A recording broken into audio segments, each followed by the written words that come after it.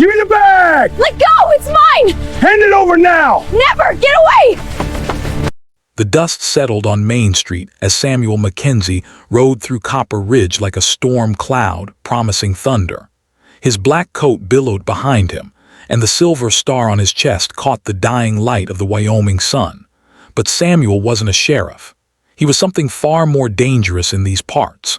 The town's most feared debt collector, a man who had built an empire on other people's misery and desperation. When Samuel McKenzie came calling, families packed their belongings and disappeared in the night. When he knocked on your door, you prayed you had enough money to satisfy his hunger. Samuel had methods that went far beyond legal collection practices, burning crops and threatening families to get what he was owed. But what nobody in Copper Ridge knew was that Samuel's greatest weakness wasn't greed or violence. It was his 19-year-old daughter, Clara, and she was about to tear his world apart in ways he never imagined. Clara lived in the grandest house in Copper Ridge. But she might as well have been living in a prison. Samuel controlled every aspect of her life, from the clothes she wore to the books she was allowed to read. The isolation had made Clara hungry for connection, desperate for any glimpse of the world beyond her father's suffocating control. Clara McKenzie had spent her entire life in her father's shadow, watching him destroy families and crush dreams with the same cold efficiency he used to polish his guns. She had learned to be invisible, to speak only when spoken to never question the streams of broken people who came to their house begging for mercy that never came. But on this particular autumn evening, as golden leaves danced in the wind outside her bedroom window, Clara was doing something she had never done before. She was preparing to meet a man her father would kill if he knew every choice felt monumental as she dressed. Every glance in the mirror, a declaration that she was more than Samuel McKenzie's obedient daughter. When she finally slipped her father's pearl earrings into her ears, pearls that had belonged to a banker's wife who couldn't pay her debts, Clara felt like she was putting on a new identity, becoming someone brave enough to choose love over safety. Jake Sullivan waited for her by the old oak tree at the edge of town, just as he had for the past 3 weeks. Jake was everything her father despised: poor, honest, and unafraid. He worked as a ranch hand for the Hendersons, barely making enough to keep food on his table, but he had the kind of quiet strength that came from surviving real hardship. When he smiled at Clara during that first chance encounter at the general store, she felt something she had never experienced in her sheltered, fearful life. She felt alive. Their first meeting had been pure accident. Clara had knocked over a display of ribbons while shopping, and Jake had helped her gather them without treating her like the feared debt collector's daughter. Their hands had touched briefly when they both reached for the same spool of yellow ribbon, and Clara had looked up into the kindest eyes she had ever seen. She had fled the store immediately, her heart pounding with terror and exhilaration. Their secret meetings had become the brightest part of Clara's existence. Jake told her stories about his dreams of owning land someday, about a world where a man's worth wasn't measured by fear he could instill in others. Clara found herself laughing for the first time in years, sharing her own dreams of escape. Jake never pushed her for information about Samuel, never tried to use her to get to her father. He simply saw her as Clara, a young woman with hopes and dreams that deserved to flourish. What Clara didn't know was that Jake Sullivan had his own history with Samuel McKenzie. 5 years ago, Samuel had foreclosed on the Sullivan family farm, driving Jake's parents into poverty and ultimately to their graves. The Sullivan farm had been in the family for 3 generations, but when drought destroyed consecutive harvests and Jake's father borrowed money from Samuel, the deliberately complex loan terms ensured default. When Tom Sullivan couldn't make his payments, Samuel had seized everything the family had built. Jake's father had died of a heart attack 6 months later, and his mother had followed within a year. Jake had recognized Claire immediately that day in the store, but something about her gentle spirit had stirred something in him beyond revenge. He had fallen in love with the daughter of his greatest enemy, and every secret meeting was both a betrayal and a redemption. The first time Clara had truly smiled at him, Jake had felt something in his chest break open, something he thought had died with his parents. He realized that revenge had been keeping him alive, but love might actually let him live. As Clara slipped out of her bedroom window that October night, she had no idea that her father had been watching her carefully. Samuel McKenzie hadn't built his reputation by being careless. He had noticed the changes in his daughter, the way she hummed while doing chores, the secretive smiles she tried to hide. These were the behaviors of a young woman in love, and Samuel recognized them because he had been in love once himself long ago with Clara's mother. Clara McKenzie had been the daughter of a territorial judge, a woman who had believed she could civilize her husband. For a few precious years after Clara's birth, Samuel had tried to be the man Eleanor wanted him to be. But when Eleanor died of fever, when Clara was 7, Samuel's grief had twisted into something dark and possessive. He had told himself that everything he did was to protect Clara. But the truth was that Samuel had become a monster to avoid the vulnerability of love. He had followed Clara twice, staying far back to avoid detection. What he discovered filled him with rage, so pure it scared even him. His precious daughter was meeting secretly with Jake Sullivan, the son of the couple whose farm he had taken. The irony was perfect and cruel. Alongside the rage was something else that surprised him: fear. Not fear of Jake Sullivan, but fear of losing Clara the same way he had lost Eleanor. Samuel had spent 2 sleepless nights considering his options, from violence to bribery. But every time he reached for his rifle, he would think of Clara's face and the horror she would feel if he made her hate him. That night, as Clara ran toward her forbidden love, Samuel followed at a distance. He watched from the shadows as Clara threw herself into Jake's arms, listened as they made plans to run away together. And when he had heard enough, Samuel McKenzie stepped out of the shadows and spoke his daughter's name. The sound of his voice was like a gunshot, freezing both young people in place. Clara's face went white with terror, but Jake stepped protectively in front of her, even knowing he faced death. Samuel looked at them both for a long moment. He saw his daughter's fear, Jake's desperate courage, and something else that hit him like a physical blow. He saw love, real love, the kind he had shared with Eleanor, the kind that made people willing to sacrifice everything for each other. "Clara," Samuel said quietly, his voice carrying none of the rage she had expected. "Come home," Jake found his voice then, despite the tremor in his hands. "Sir, I want you to know that I love your daughter and I would never do anything to hurt her. I know who you are, Mr. McKenzie, and I know what you did to my family, but Clara isn't responsible for that, and she doesn't deserve to pay for your sins." The words hung in the air between them like smoke from a fired gun. Samuel could have killed Jake where he stood, could have destroyed him entirely. Instead, he did something that shocked even himself. He turned and walked away without saying another word. But this wasn't mercy. This was the calm before a storm that would reshape the entire territory. Samuel went home that night and sat in his study until dawn, staring at a portrait of his late wife. Eleanor had always told him that love was the strongest force in the world, stronger than fear or greed or hatred. Watching Clara and Jake together had awakened something in him that he had buried with his wife, the memory of what it felt like to love someone more than you loved yourself. What happened over the next 3 days would become legend in Copper Ridge and beyond. Samuel McKenzie didn't come home that night, or the next, or the next. Clara waited in terrified anticipation, expecting him to burst through the door with violence and retribution.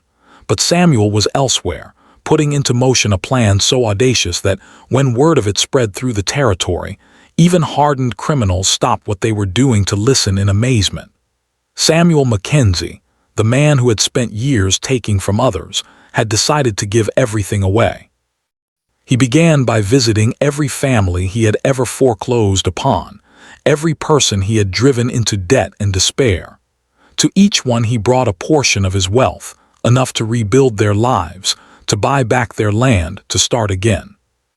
The first family he visited was the Hendersons, Mrs. Henderson fainted when she opened the door to find Samuel McKenzie standing on her porch with a bag of gold and the deed to the property he had seized 3 years earlier. "I can't undo what I did," Samuel told them.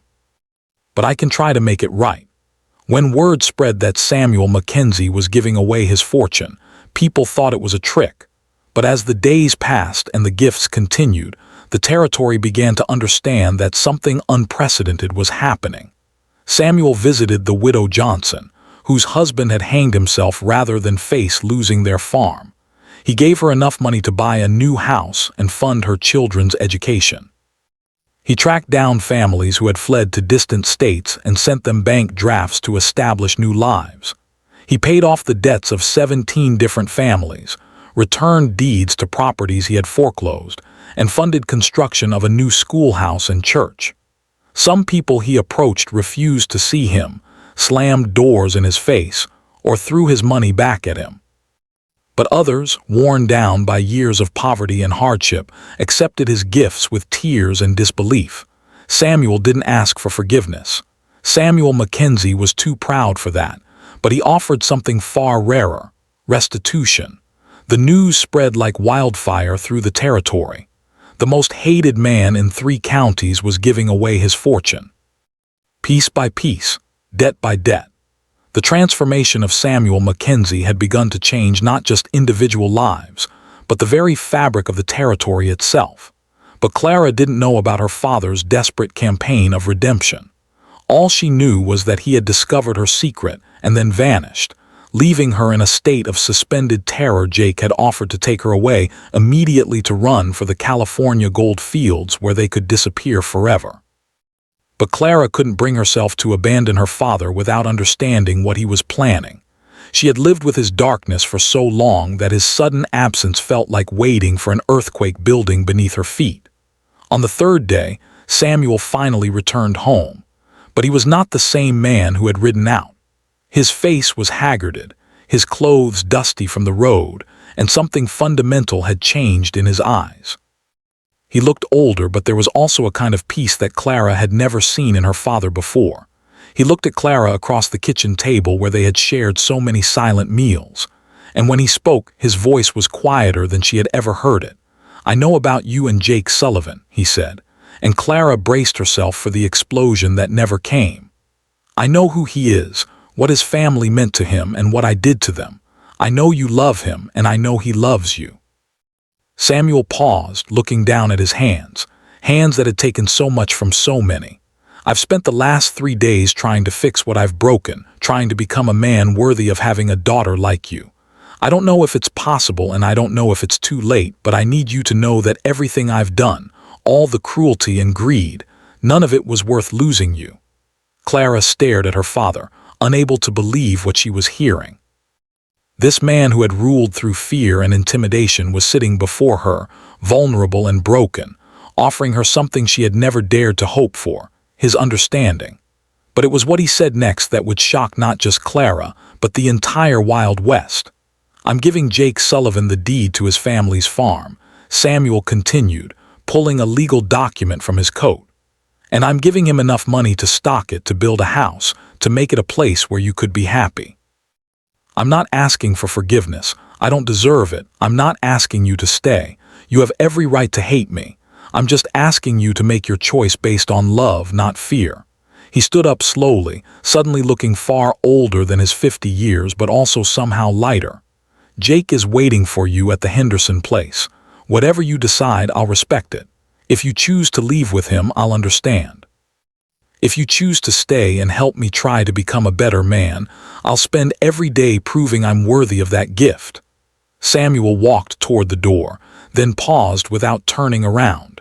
"Your mother would have been proud of the woman you've become. She would have been ashamed of the man I let myself become. Maybe it's not too late to change that." Clara sat alone in the kitchen for what felt like hours, staring at the deed her father had left on the table. The document was real, signed and notarized, transferring ownership of 200 acres of prime farmland back to the Sullivan family name. Attached to it was a bank draft for an amount that made Clara's hand shake. Enough money to stock the farm, build a house, and live comfortably for years to come. Outside, the sun was setting, painting the sky in shades of gold and crimson that reminded her of Jake's hair when the light hit it just right. When Clara finally stood up and walked out the door, she wasn't sure where she was going or what she would say when she got there. All she knew was that for the first time in her life, she was making a choice based on love instead of fear. She found Jake waiting by the corral behind the Henderson house, packing nervously as he watched the road for any sign of Samuel McKenzie's approach. When he saw Clara walking toward him in the twilight, his face lit up with relief and hope. But it was the expression on her face that told him everything had changed. "My father knows," Clara said simply, and Jake tensed, his hand instinctively moving toward the gun he had started carrying.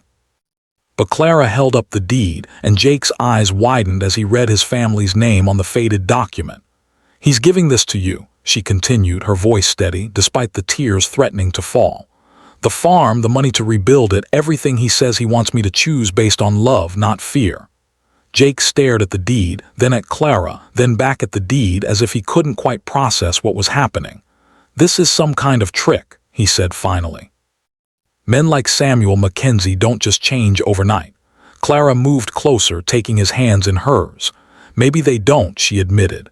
"But maybe when they are faced with losing the only thing that matters to them, they find a way to become someone different.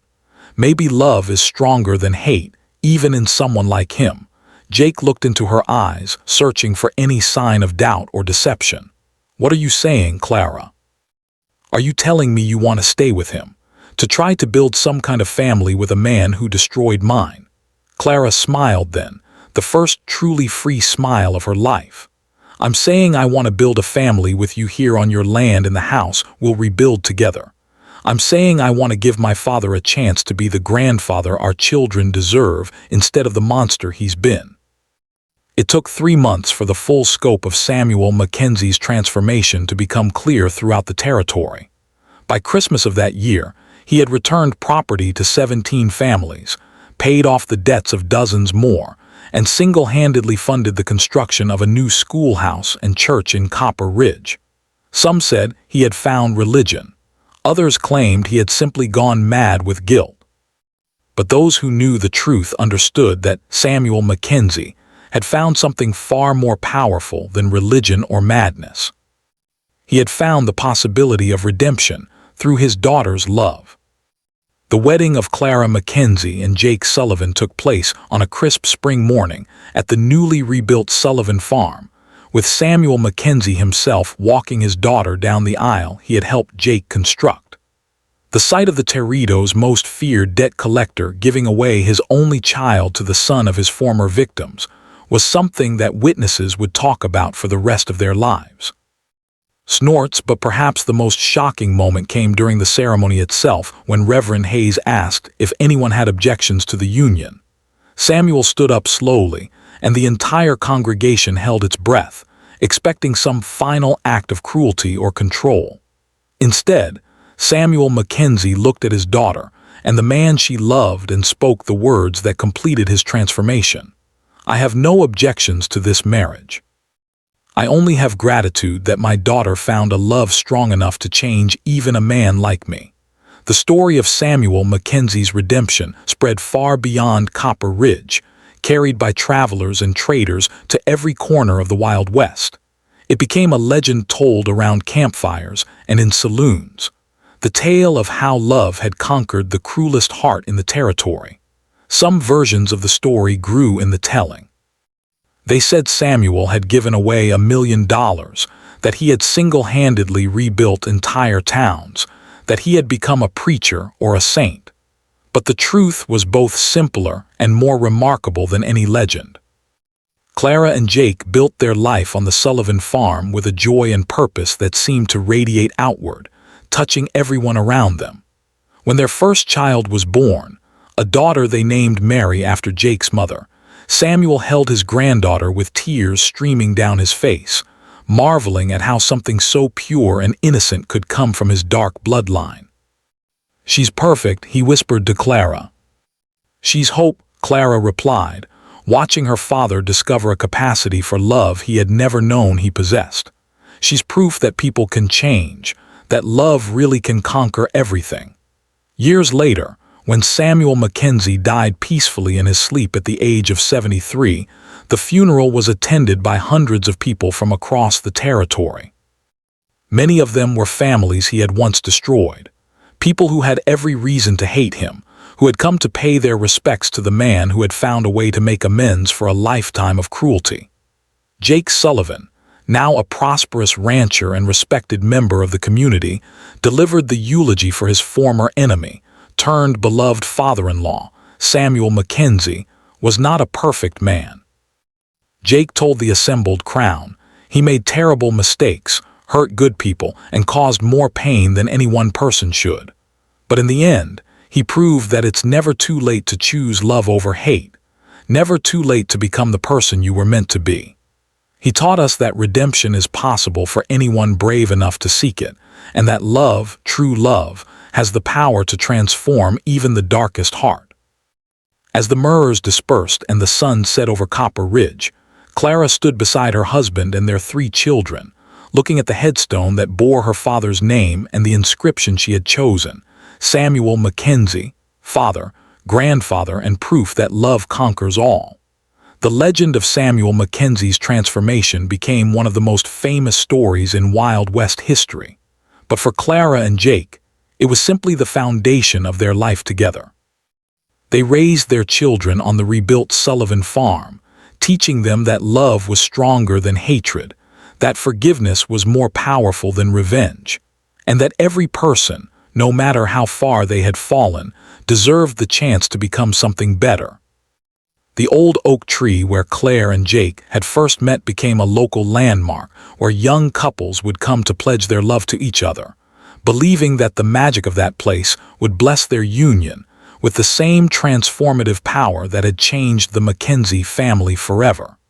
Clara would often bring her children to sit beneath that tree, telling them the story of how their grandfather had been the most feared man in the territory until love showed him a better way. The story became a parable that parents throughout the territory would tell their children, a reminder that no matter how dark the world might seem, love always had the power to bring light. Ministers would use Samuel McKenzie's redemption as an example in their sermons about forgiveness and second chances. Teachers would tell the story to illustrate the importance of choosing compassion over hatred, and young people facing their own difficult choices would remember Clara McKenzie's courage in choosing love over fear and find the strength to follow their hearts instead of their fears. The Sullivan farm continued to be worked by Clara and Jake's descendants for generations, becoming one of the most prosperous and respected operations in the territory. The house that Jake had built for his bride was expanded and improved over the years, but the original foundation stones remained, inscribed with the date of their wedding and the words built on love. Visitors to the farm would often comment on the sense of peace that seemed to permeate the place, as if the land itself had been blessed by the redemption that had taken place there. And sometimes late at night when the wind swept across the prairie and the stars shone down on the home they had built together, Clara would think about that October evening when she had first stepped out of the shadows to meet her forbidden love. She would remember the terror and the hope, the impossible choice between family and freedom, and the moment when love had proven itself capable of miracles. Because that's what it had been really, a miracle. Not the kind written about in books or preached from pulpits, but the quiet everyday miracle of 2 hearts choosing to trust in something greater than fear. The miracle of a daughter's love redeeming her father's soul, of an enemy becoming family, of the Wild West learning that sometimes the most shocking thing of all was simply the power of love to transform the world one heart at a time. The Wild West had seen many shocking things in its violent history, but perhaps none more shocking than the power of a daughter's love to transform a man's soul, and in doing so, transform an entire way of life 30 years after Samuel McKenzie's funeral. When Clara Sullivan was 67, and her hair had turned the same silver as her mother's pearls, a young journalist from the Denver Post arrived at the Sullivan farm to write about the legend he had traveled from the bustling cities of the East, where the Wild West had become nothing more than dime novels and Buffalo Bill's traveling shows, seeking to separate fact from fiction in what newspapers were calling the greatest redemption story ever told. Clara received him on the same porch where her father had once sat planning his campaigns of cruelty. But now the space was filled with rocking chairs hand-carved by Jake, quilts stitched by 3 generations of Sullivan women, and the laughter of great-grandchildren playing in the yard where Samuel McKenzie had once counted his blood money. The journalist, a pale young man named Henry Morrison, who had never seen anything wilder than Central Park, expected to find an old woman eager to romanticize her past, to spin tales of frontier adventure that would sell newspapers in Chicago and New York. Instead, he found Clara Sullivan tending to her garden with dirt under her fingernails and truth in her eyes. "People always want to know if it really happened the way the stories say," she told him, her voice still carrying the strength that had once defied the most feared man in 3 territories. "They want to know if a man can really change that much, that fast, that completely. They want to know if love can truly conquer all." She paused in her weeding, looking out over the fields where Jake was teaching their youngest grandson to rope cattle, where the soil that had once been soaked with tears of the dispossessed now yielded crops that fed half the county. "I'll tell you what I told my children and what they'll tell theirs," Clara continued, standing slowly and brushing the earth from her apron. "My father was a monster who became a man. Not because he found God, not because he went crazy with guilt, but because he finally understood that the only wealth that matters is the love of the people who choose to stay with you when they have every reason to leave. He learned that you can't build a legacy on other people's suffering, that power without compassion is just organized cruelty, and that it's never too late to become worthy of the love you've been given." The journalist scribbled frantically, trying to capture not just her words, but the way the setting sun painted her weathered face with gold, the way her voice grew stronger when she spoke of love, the way the very air around the Sullivan farm seemed to hum with contentment and peace. When Morrison published his article 3 months later, it became one of the most widely read pieces in the newspaper history, reprinted from San Francisco to Boston, translated into 7 languages and eventually adapted into stage plays and moving pictures. But Clara never read it. She had more important things to do: children to raise, crops to tend, and a husband to love until the end of their days. Because sometimes the most powerful stories aren't the ones written in newspapers or carved in stone, but the ones lived quietly day by day, choice by choice, in the everyday miracle of hearts that choose to love instead of hate, to forgive instead of punish, to build instead of destroy. And in that small corner of Wyoming where the legend began, that story continued to be written 1 generation at a time in the enduring proof that love truly can conquer.